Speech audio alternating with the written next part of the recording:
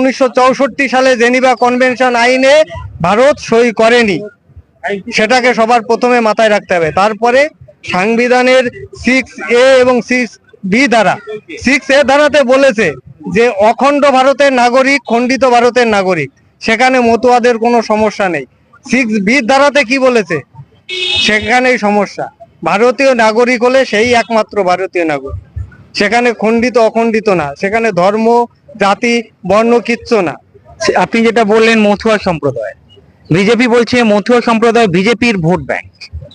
কখনোই না। যারা চেতনাশীল এবং শিক্ষিত লোক, যারা সংবিধান সম্বন্ধে জানে, যারা ওই মানে চিলে কান নিয়েছে, কানের হাত না দিয়ে চিলের পেছনে দৌড়ালো, এরকম যারা মানুষ, তারা বিজেপির কথাই নাচবে।